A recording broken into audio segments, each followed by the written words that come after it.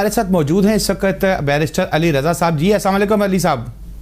जी वालेकुम सलाम। अच्छा अली साहब, ये स्टेट बैंक की जानिब से एक कर्जा पॉलिसी जो है वो दी गई है जिसमें 500 मिलियन तक आई थिंक जो है वो कर्जा दिया जाएगा, और वो इस बिजनेसमैन कम्युनिटी को इस मद में कि 3 माह के अंदर वो ये जो कोरोना की वबा है इसके हवाले से वो अपने मुलाजमीन को फारिग ना करें और इधर से पैसे दें, और ये मेरे ख्याल में सॉफ्ट लोन टाइप होगा। ये थोड़ा सा ब्रीफ कर देंगे कि ये क्या है? जी बिल्कुल, ये जी एक रीफाइनेंस पॉलिसी है स्टेट बैंक की तरफ से, और ये जनरल बिजनेसेस को दिया हुआ है कोरोना की मद में कि उनके जो एम्प्लॉइज हैं वो 3 महीने तक उनको रिटेन करें। ये पॉलिसी कोई 500 मिलियन की फाइनेंस फैसिलिटी की मैक्सिमम तक जा सकती है। इसमें इन्होंने जो इंटरेस्ट रेट है वो 4% अगर आप टैक्स पेयर हैं, और 5% आपको डिस्काउंटेड रेट पे रखा हुआ है। इसका एसेंशियली इंटेंशन तो बहुत अच्छी है, मगर ये देखना पड़ेगा कि ये जो पॉलिसी है इसकी वायबिलिटी कितनी होगी, क्योंकि एक बिजनेस को जो ऑलरेडी एक अनसर्टन इकोनॉमिक क्लाइमेट में बैठी हुई है वो 3 महीने का कर्जा लेगी, और वो सिर्फ अपने एम्प्लॉइज के लिए लेगी। एक अच्छी रीसेंट एडिशन उन्होंने इस पॉलिसी में डाली है कि ये टू इंश्योर कि ये पैसे उनके एम्प्लॉइज को ही जाएं। स्टेट बैंक कंसिडर ये कर रहा है कि ये पैसे एम्प्लॉइज के बैंक अकाउंट्स में डायरेक्टली डाल दिए जाएं।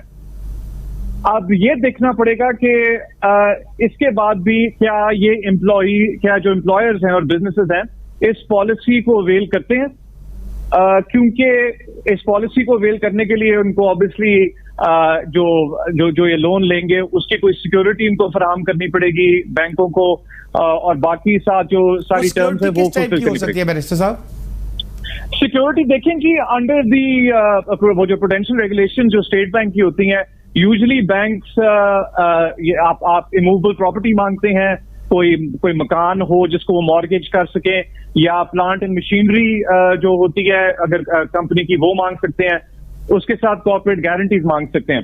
तो अभी तक उन्होंने इसकी डिटेल्स नहीं दी, लेकिन वो बहुत मुश्किल है कि कोई कोलैटरल या कोई सिक्योरिटी ना हो। अच्छा बैरिस्टर, एक छोटी सी मुझे इसमें देखे, जैसे कोई भी बिजनेस है वो अपनी प्रोडक्शन की बुनियाद पे वो कमाता है और अपने एम्प्लॉइज को सैलरीज देता है। अब ये 3 माह उनकी प्रोडक्शन तो रुक जाएगी बिजनेस की, हर किस्म के बिजनेस की, और ये पैसे भी वो लोन लेके दे देते हैं, लेकिन जब अल्टीमेटली वापस करना है स्टेट बैंक को तो उस पे मार्कअप कितना होगा, और क्या फिर वही सख्ती होगी जैसे लोन ले ले तो लोग फंस जाते हैं? जी बिल्कुल जरूरी, ये आपका जरूरी पॉइंट आपने रेज किया है। सबसे पहले तो सवाल ये कि क्या ये बिजनेसेस एक एडिशनल लोन लेना चाहेंगे एक बिल्कुल अनसर्टन इकोनॉमिक क्लाइमेट में? बिल्कुल, जिसका पता ही कुछ नहीं है। हाँ, स्टेट बैंक की वैसे ये पॉलिसी है कि पहले 6 महीने या साल लगभग के वो जो प्रिंसिपल अमाउंट है उसकी अदायगी की जरूरत नहीं है, बट जो मार्कअप है वो उनको फिर भी देना पड़ेगा। अब सवाल यही है ना कि जो जिस तरह के आपने कहा है और बिल्कुल ठीक पॉइंट किया है कि अगर एक फॉर एग्जांपल अगर एक टेक्सटाइल मिल है या कोई फैक्ट्री है, कोई भी है, प्रोडक्शन में हो रही है इसकी, बिल्कुल प्रोडक्शन में होगी, जिसके ऑर्डर्स रुके हुए हैं या कैंसिल हो गए हैं, क्या वो ये एक एडिशनल कर्जा अपने ऊपर लेना चाहेगी? तो कुछ यूनिट्स जो हैं वो ये एक्चुअल पॉलिसी अवेल करना चाह रहे हैं, मगर बिकॉज इसमें एक इशू ये है कि ये गवर्नमेंट इस लोन को बैक नहीं कर रही, और कर भी नहीं सकती बिकॉज उसके रिसोर्सेज का इशू है।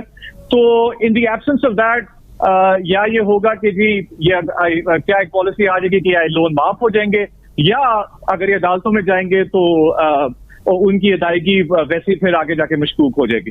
बिल्कुल ठीक है। देखें ना, क्योंकि ये पॉइंट अगर मैं भी अगर एक बिजनेसमैन हूं तो मेरी प्रोडक्शन हो रही है, मैं कमा के अपने एम्प्लॉइज को पैसे दे रहा हूं, जब मेरी प्रोडक्शन नहीं होगी मैं लोन लूंगा ही नहीं फिर उस तरफ। तो लोगों की सहूलत के लिए आप कोई आइडिया देंगे कि अगर इसमें पॉलिसी में कोई तरमीम करनी चाहिए, कोई तब्दीली जिससे आम बिजनेसमैन को फायदा हो? हाँ जी, इसमें सबसे बेहतर तरमीम तो ये होगी जी सर, इसमें सबसे बेहतर तरमीम तो ये होगी ना कि अगर ये आइडियली ये पॉलिसी नॉन कोलैटरलाइज्ड हो, इसमें एक सिक्योरिटी माफ जो देना है वो माफ कर दिया जाए। तो उसमें ये होगा कि आप ये पोस्ट डेटेड चेक्स की सिक्योरिटी ले सकते हैं, आप कोई और ऐसी सिक्योरिटी ले सकते हैं जो आपकी बिजनेस के साथ रिलेटेड ना हो। तो दूसरा ये जो मैं जिस तरह पहले कहा है, ये एक एक्चुअली बेहतर जो कदम उन्होंने उठाया हुआ है कि ये जो अमाउंट है वो डायरेक्टली एम्प्लॉयज के अकाउंट्स में डाल रहे हैं। उससे जरा एक जनरल जो चेक है वो बिजनेस पे भी हो जाएगा कि वो ये नहीं कर सकती कि जी अमाउंट्स ले लें किसी और बिजनेस की डेवलपमेंट में वो कर दें और एम्प्लॉयज को पैसे ना दें और फायर ना कर दें। हाँ, मगर इसमें दूसरी बात यह है कि कोई गारंटी ये भी नहीं है कि एक जो बिजनेस है वो ये लोन ले ले और एम्प्लॉयज को टर्मिनेट भी साथ कर दे। क्योंकि देखें उसमें बैंक की सिर्फ कंसर्न ये होगी कि जी मुझे मेरा कर्जा वापस मिल जाए और उसका इंटरेस्ट वापस कर दे, तो वो एम्प्लॉयज का कॉज ज्यादा चैंपियन नहीं करेंगे, बिकॉज वो एक गवर्नमेंट इदारा नहीं है, वो अपने प्रॉफिट और अपने इंटरेस्ट को देखेंगे। तो इसमें ये सारे एडिशनल इश्यूज भी हैं। इसकी जो वापसी है, लोन की वापसी है, वो कोई इजी इंस्टॉलमेंट्स में है, कैसे होगी इसकी वापसी? वो सर डिटरमिन करेगी फाइनेंस एग्रीमेंट जो होती है ना हर बैंक के साथ और एम्प्लॉय के साथ और जो बिजनेस के साथ। वो उसमें एज आई सेड पहले कहा हुआ है कि जी पहले सिर्फ आप साल के लिए मार्कअप पेमेंट की अदायगी करेंगे और उसके बाद जो फर्दर प्रिंसिपल पेमेंट्स है, तो जो इंस्टॉलमेंट्स है वो तो आपकी जो इंडिविजुअल फाइनेंस एग्रीमेंट है वो ही डिटरमिन करती है, और वो बैंक से ही आप इसमें कोशिश करेंगे कि ये जरा इजी हो, वायबल हो और ये वापस अदा कर दी जाए। बहुत शुक्रिया बैरिस्टर अली रजा साहब, आपका डिटेल से आपने हमें समझाया ना।